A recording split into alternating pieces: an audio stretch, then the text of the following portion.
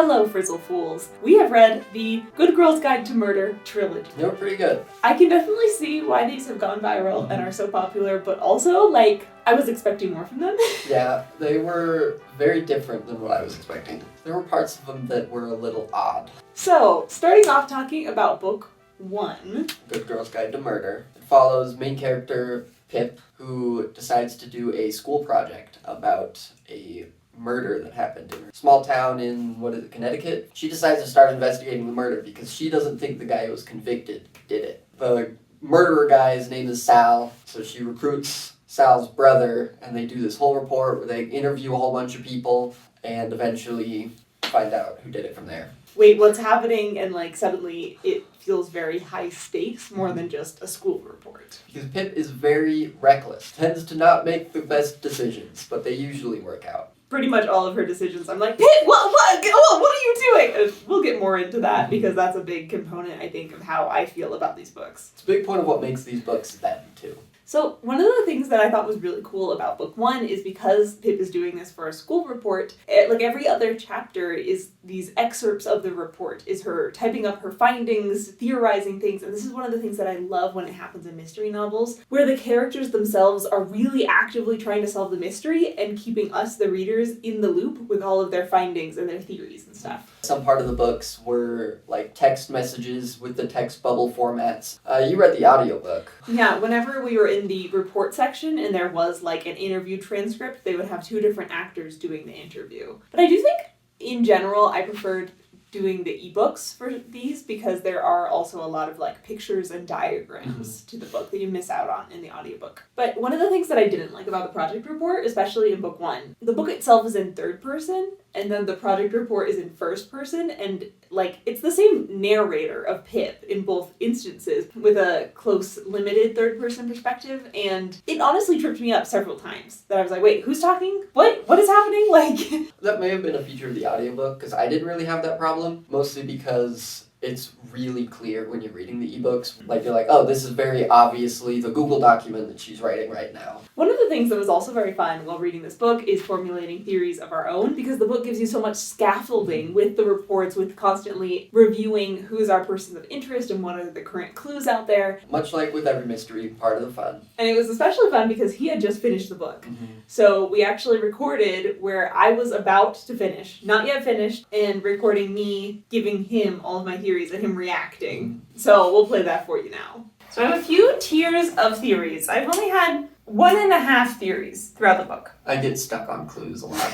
The first theory I had, I developed maybe about 40% in. When Pip discovered the pornographic picture of Andy in Max's house, and then Max is like, I found it at school, which is said to be a lie, but it got me thinking that maybe it was like found in Mr. Ward's classroom, and that Mr. Ward could be the secret man she was dating, and that he could be the one who murdered Andy and then blamed it on Sal. But then, around 55% in, Pip and Ravi go to the bed and breakfast, and they talk with the old lady who says that she's seen Andy recently. And then it's said that this is because she has Alzheimer's and doesn't remember what's happening. But I'm thinking she actually has seen Andy recently. I can't look at your face over there.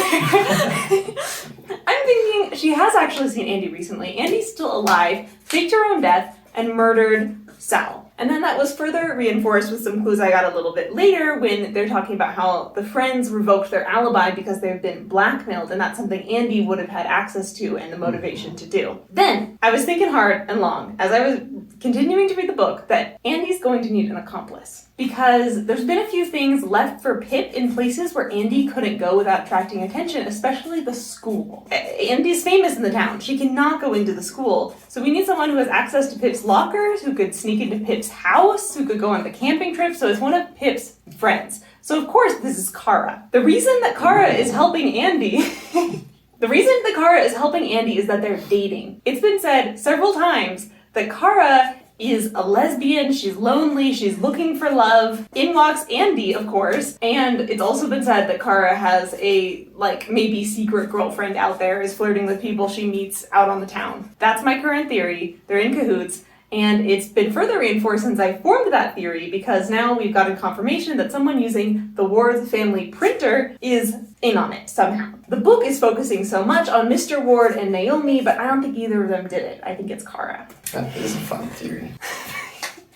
If only you could see over here. If only I could see what you were writing to the audience this whole time.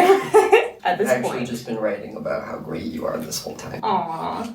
The original act was just performed by Andy. By herself, she ran away, blamed it on Sal, murdered Sal. And then in the present day, she's acquired Kara as an accomplice. That's my theory. As you can see, she totally nailed it. I did totally nail it, and then I got a new theory, which I think is one of the really awesome things about this book is that it led me to the correct answer and then led me away from it, which felt really satisfying in the end that I was like, oh, that was my first one, you know?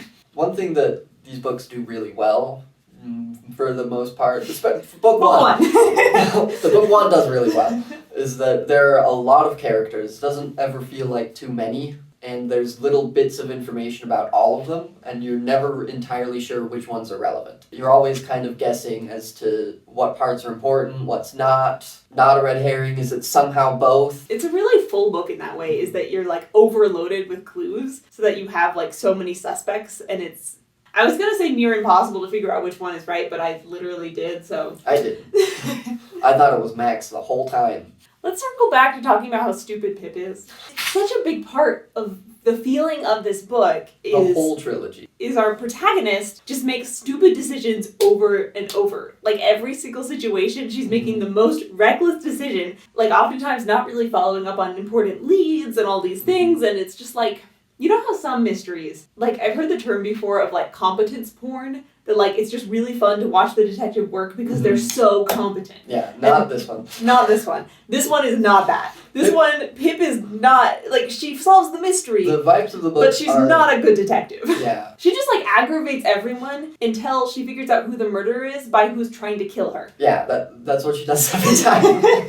She's like, okay, so I've made 17 new enemies today. 3 of them directly threatened me. 2 death threats, and I got them through the printer, which means it has to be someone who has access to the printer.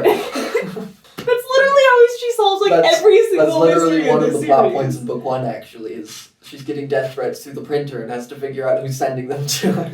A great example in book 1 is that the whole premise for book 1 in particular is she's doing a school project.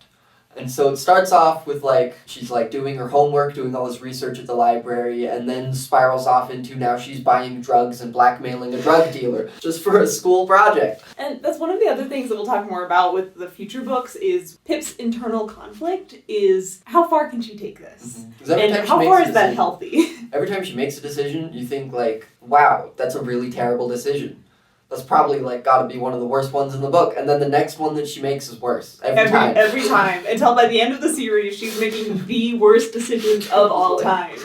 I think one of the things that this book kind of failed at was giving Pip a satisfying character arc. Like, the plot itself of the mystery is so satisfying. It's very fun to watch Pip work, even though she's completely aggravating, but that's, like, kind of almost part of the charm. But I think one of the things it fails at is seeing her grow it all throughout the book series and the way that tracks. Like, for book 1, the book is trying to set up this plot of, like, Pip doesn't know who she is, and it's like a coming-of-age tale where she's finding her role as a detective. But 1, she's a terrible detective. 2, she swears she's never gonna do it again, and she only did it this one time. And, like, it doesn't feel like her claiming an identity. Furthermore, like, one of the points that Pip keeps making is, like, I don't know who I am without homework. I'm one of these good girl types that just does homework. Speaking as one of those good girl types that just does homework, this was not an accurate portrayal. Like, she has, like, a close friend group of, like, 6 people that she regularly hangs out with. Like, what do you mean you don't know who cooked? What do you mean you're the nerdy girl who's awkward? Like, you literally go camping with your friends and have beers and, like, what? Like, you know? Like, it didn't feel like it lived up to its own premise. That is fair. Like, if you wanted, girl is so nerdy that her only hobby is homework, then you shouldn't have given her a circle of close friends and good social skills. You know? Like, it's not compatible. They tell us this is her weakness, but they don't actually show it being her weakness. So then how can she overcome it in her character arc? So reading this one was very interesting because Pip is not like that. She's a very normal person. Pip does the opposite and becomes less of a normal person and ends up a murderer. Which was a really interesting twist. Whether or not it was done well. No, I definitely feel like if you want to have a good character arc, like, it's not that hard. You set up, here's the character's fault or weakness or thing that they have to overcome. And then by the end of the book, you show them overcoming that thing. And this book series fails in like every single book on that account. And I'll get more into that, but book 1, the failure is, it sets up the problem is like Pip needs to come of age and figure out who she is and really claim her identity. And by the end of the book, she has solved the murder, but she hasn't claimed a new identity from it. One of the things that I did really love about this book is Pip and Ravi. So Ravi is who we mentioned earlier as the murderer's younger brother. But they solve the mystery together, and one of the things that I loved is that Pip and Ravi become a couple. But their introduction doesn't feel like that. Like, it just feels like you're introducing a new character, not a new love interest character. And it really gives an interesting dimension to their interactions where the book isn't telling you, expect a love thing out of this. It just kind of happens naturally. Mm-hmm. I knew there was a love interest, but I didn't realize it was going to be him until like the second or third time meeting them. When usually in romance books, you know it right off the bat. Like, it's not subtle. But in this book, it's subtle. Because she just interviews people all the time and just hopes she runs into the murderer. Which, of course, she does, because then the murderer starts giving her death threats. Yeah. But I definitely, one of my favorite moments of the book is Pip and Ravi, like, being a team, trying to solve the mystery together, trying to reenact different moments, and, like, having their energies combined there. Because they are actually a really good, wholesome couple. Mm-hmm. Most of the time. Until book 3. Until book 3. But I do see why the internet is obsessed with Pip and Ravi as a couple, because they do make a really nice couple, and I do think that the book does it very delicately in a way that feels more mature than you would expect from the average love interest in a young adult novel. So now let's talk about the ending of this mystery, because I kind of predicted that it would be the teacher guy, Elliot Mr. Ward, but what I did not see coming is that he would have an innocent girl chained up in his attic. I was waiting for you to get to that point.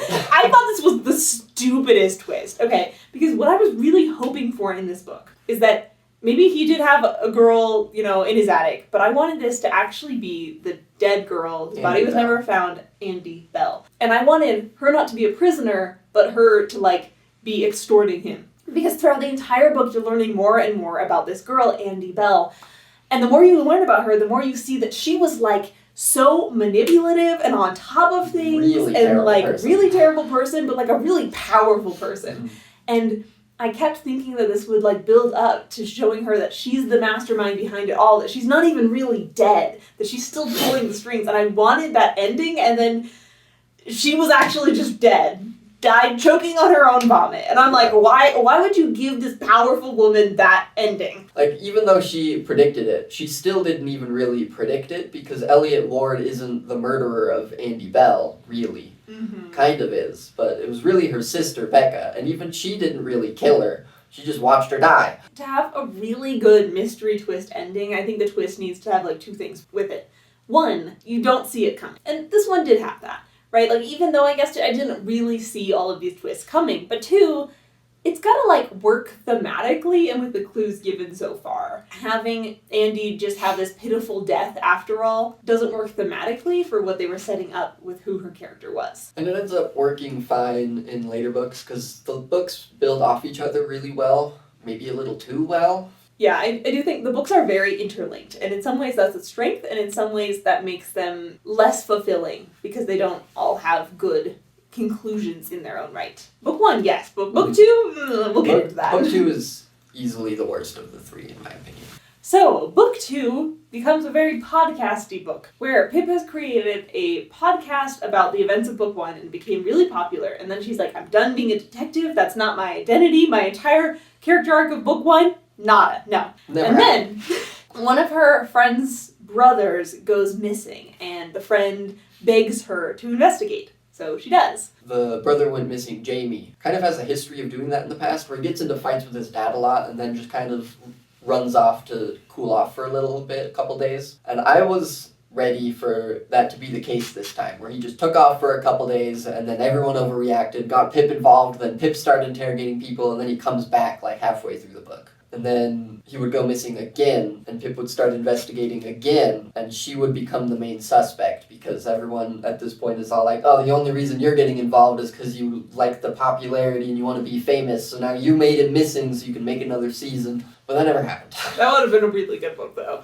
No, so she investigates the guy, she does another season of the podcast to gain publicity for it, and, you know, it turns out it's all in this convoluted plot about this serial killer, and, like, I don't think the details really matter. Only happens because book 1 happened. Yeah, I do think that book 2 relies far too heavily on book 1, where it sets up, like, Pip's character arc, that she's being tempted into being a detective again, even though she knows it's bad for her and she's rejected it, she doesn't want it to be part of her identity, but then she's doing it anyway. In the last book. Right, so if that's the setup at the beginning of the book of her character arc, by the end of the book you need her to either be accepting being a detective as her identity and making that like a wholesome part of herself, or completely rejecting it and finding a different identity to replace it that can also like empower her in a new way. And she does neither. She does neither! She stays a detective, but she's terribly traumatized by it, and it just feels so, like, bleh. You know, there's a part in the middle of the book where she kind of accepts her role as a detective and does complete that part of her arc, but then it only leads to like more ruin and destruction, and the tone at the end of the book is just like, well, shouldn't have done that. It doesn't have any satisfying feeling of watching her grow, because it's just like a descent into madness. She's not even really being the detective in this book. I'd say the detective character in the book is actually the murderer, Charlie, because book 1 was Pip doing all this research to find the murderer. In book 2, Pip is doing all this research to find the murderer, but is actually being manipulated behind the screens by the murderer himself to find this other guy so he can kill that guy. So Jamie being missing is mostly irrelevant, actually. When I got to the end of this book, I was like, okay, let's do this again. Let's formulate a theory, and like, let's put down my theory in writing. What's my theory? And I was like, because it didn't give me enough clues or suspects, or like, the book felt so empty in that way. But I thought real hard, and I thought, okay, the one character that was actually a little bit suspicious, and Pip hasn't suspected them or investigated them, is that one guy, Charlie Green, and actually that does fit with all of these clues. So I put it all in writing, like 3 paragraphs of why this was my theory. And then 10 pages later. And then 10 pages later, the murderer is revealed to be the exact person that I guessed for the exact reasons that I guessed. And then I put a new note in the ebook. Who is this?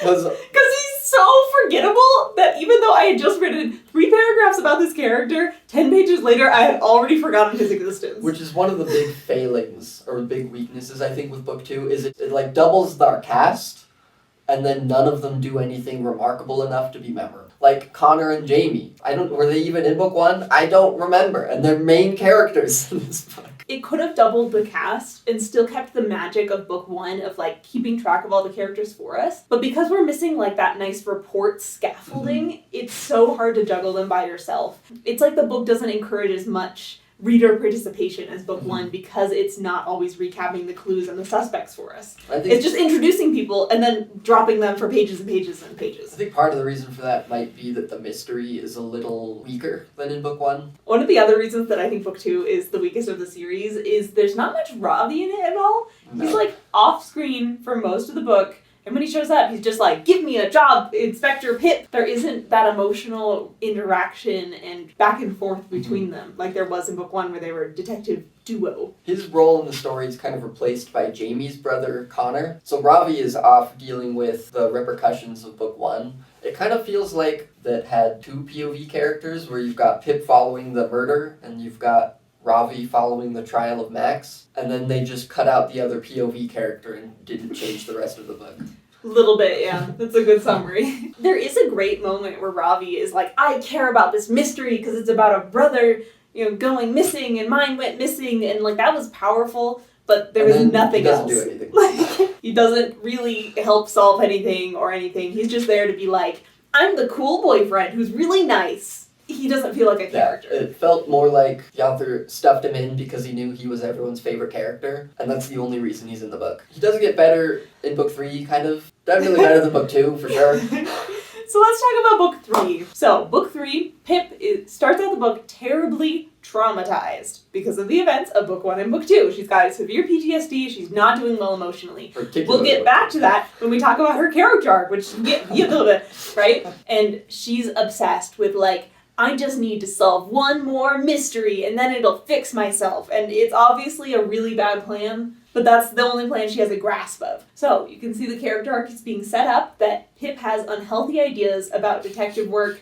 And one of the other conflicts of this book is that Pip also has unhealthy ideas about the failings of the justice system. Because in book 1 and book 2, the detectives, the police are not helpful. In fact, they're the opposite of helpful, right? So Pip is very justified in her belief that she should not trust the police with absolutely, nothing. Because in book 1, they convict the wrong guy and don't care about it, and in book 2, they don't even think the guy's missing. And they also let a rapist walk free. Yeah. The justice system is so flawed, right? And Pip is very jaded about it. So, yes, Pip has very valid reasons for believing this, but it's also set up at the beginning of the book as one of her, character weaknesses at this point. Because obviously, sometimes you should trust the police and, report murders and so it's set up at the beginning of the book. Pip's problems is she has terrible PTSD, she has bad thoughts about how solving mysteries will help her emotionally somehow, and she's incredibly jaded about the police system and at the end of the book, she has even more PTSD and she hates the police system even more. And has even more unhealthy views about solving mysteries.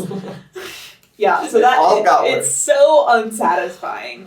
And one of the things that I think epitomizes, Pip's mental health not being well dealt with in this book is just, the use of profanity. In book 1 and book 2, there would be occasional swearing, and it was always, a powerful impact moment when it happened because it was so sparse. When Pip swore, you knew things were going down. Yeah. And then book 3 is just happening every page. Because she's just always falling apart. And it doesn't feel like there's any impact. And that's just a microcosm of Pip's whole character arc and characterization in book 3 is that she's just constantly falling apart and just doing so more and more that it loses all emotional impact. So in book 1, you could swear once and you're like, man, things are getting real. In book 3, she needs to swear 12 times in a row for it to have the same impact, because it just happens all the time. One of the other things that's really interesting about book 3 is it starts out with this mystery of Pip is being stalked. And then she's trying to solve the mystery of who is her stalker, and she solves it about midway through that she's being stalked by this serial killer guy. And then midway through the book, she gets kidnapped by the serial killer guy. And we're like, whoa, really escalating. There's still 50% of this book left. So what's that 50% left? Well, she manages to escape from the serial killer guy, and she's running off into the woods. Mm-hmm. Very cleverly. Good job, Pip. Bad decision of the book number 1, she decides to go back. And she goes back in order to murder the serial killer. And she does this because she doesn't trust the justice system to convict the serial killer, who she has a lot of proof just kidnapped her and is a serial killer. Her character arc's not doing too hot right now. Nope. And then she decides she, of course, needs to cover this up now, so she's not convicted of this murder. Because the police aren't going to be convinced that it was self-defense either. She only has overwhelming proof that she was kidnapped by the serial killer guy. Yeah, she only has DNA evidence and a body and and all this evidence that he was going to kill her, and she had to break out of a building and was duct taped all of her face. And so obviously the police won't figure this out because Pip is very jaded and she has this incorrect worldview. And so she decides that she not only needs to cover up this murder, but she needs to frame Max for it. Max is the guy who was really unlikable in book 1, and it was shown he was a rapist, and then in book 2, the trial fell through and he got off, and he wasn't convicted. And now in book 3, Pip is like, I know how to get him. I know how to get him. We frame him for murder. The murder that I did that wasn't even murder. It was self-defense. Then the second half of the book is just Pip trying to frame him for murder and get away with it herself. I think at this point, I was so frustrated with Pip. I was so Pip, these are the worst decisions ever! How dare this one girl call the police already! Yeah, that part was really frustrating. I couldn't get on board with her plan here. I couldn't root for her to win. The worst part wasn't even necessarily her being like that, because that was believable. Yeah. It was a terrible decision, but it was at least believable. Yeah, it's set up that she was terrible at making decisions like this throughout the entire book. Yeah, throughout the whole series. My biggest problem with it is when she calls Ravi and gets Ravi over. And Ravi is like, yeah, you're totally right, we've got to frame Max for murder. Because that just felt so out of character for him. Yes, he also has reasons to be jaded about the justice system and the police, but also he was the reasonable one throughout all of the series. And then suddenly he's just like, yeah, this is a great plan. Framing someone for a murder that was self-defense. That could possibly work. And just at that moment, I was like, oh, we're just making this plot happen. It didn't feel natural. And once I got to that part where I was like, okay, this plot is just being forced to happen. I guess we'll just enjoy this part of the plot. It did become a little more interesting, but I don't think you should necessarily have to do that in a good book. It also felt like there was such a genre shift. This is a mystery book series, right? It's like teen coming of age. And then the second half of book 3 is just like thriller. Right? There's no mystery anymore. It's just like... Can't you get away with this? Oh no, we could be caught at any moment. But then it also felt like there was very little stakes to be like, we could be caught at any moment. Because again, Pip did it in self-defense. Like, how much trouble is she gonna get into for killing a serial killer who had literally about to kill her? You know? Like... Once they destroyed all the evidence that she was even there, probably would have been a little trickier. Yeah. Like, at that point, I was just like, yeah, Pip should be caught and thrown in jail for murder. Like... Yeah.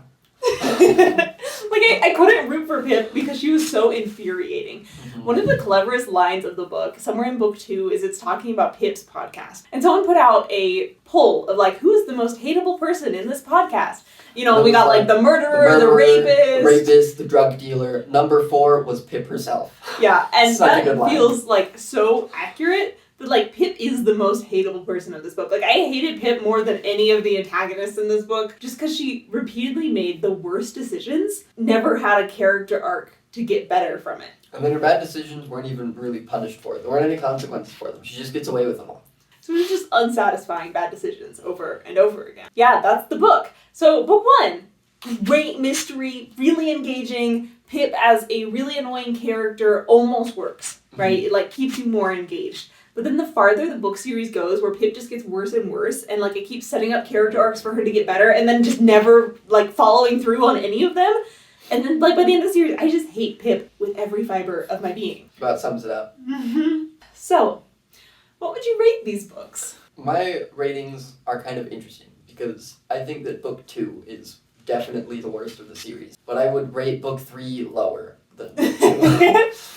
I'd give book 1 and 2 4 stars. Book 2 on the definitely lower end, almost 3 stars. And book 3 definitely 3 stars. Because even though book 2 is, in my opinion, objectively the lowest quality book, I disliked book 3 the most. Yeah, it's like book 3 made me feel so many things, but it was all frustration with our protagonist. And it's very well written. It just didn't really fit with the rest of the series because it's not a mystery, it's a thriller. And that switch was a little jarring. I think I'd give book 1 4 stars, and then the next 2 3 stars. They just weren't as good. They weren't as fun, and like Definitely it just was good. it emphasized the weaknesses of the series without carrying on the strengths as much. Like the strengths of book 1 were like the really good scaffolding for the mystery with the report. The format of the book. The format of the book, all of the Super really interesting. intricate clues and all of these different suspects, and really gave you a lot to work with. And also the really good relationship and dynamic between Robbie and Pip. Those are all the strengths of book 1. And then they aren't the strengths of book 2 and 3. They never show up again in the series.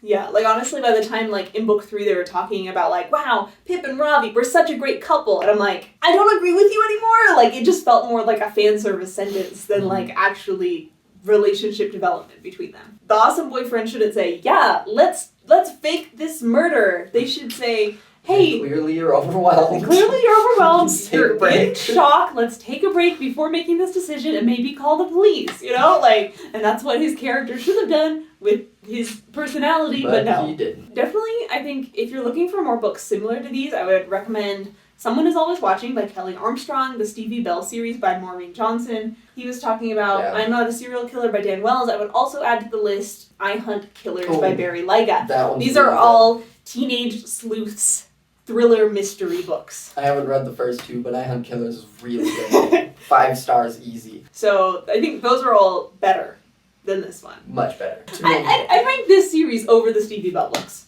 I'm really glad we read these books because now I know what the internet buzz is all about. But I would only, I think, really recommend book 1. That's the books. Thanks for watching.